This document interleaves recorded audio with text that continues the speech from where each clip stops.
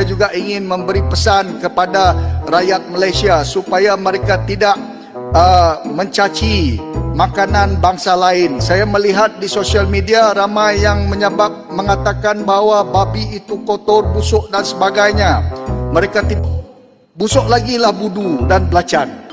Tapi kita tidak pernah menghina. Jadi kita saling menghormati untuk menjaga dan mendengar titah duli tuanku supaya kita hidup harmoni di dalam negara Malaysia ini. Gini sahabat, kamu jangan salah faham. Kami orang Islam, tak kisah kalau kamu nak makan babi itu banyak mana pun makan lah.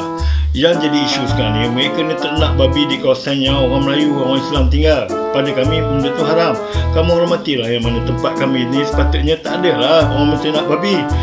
Selain daripada itu, baunya cukup busuk. Dan sampai ke sungai-sungai mengalir najis-najis babi ni sehingga kan jadi kotor. Lagi satu, kamu jangan nak samakan yang mana dia orang ni proses budu dengan bela kandang babi ni. Kandang babi tu seluas mana dengan proses buat budu ni.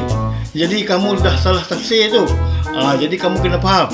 Kalau nak tanam juga babi ni kan, nak tanam babi pula kan. Kalau nak bela juga babi ni kan, bela di tempat yang tadinya orang-orang yang macam kamu yang makan babi ni.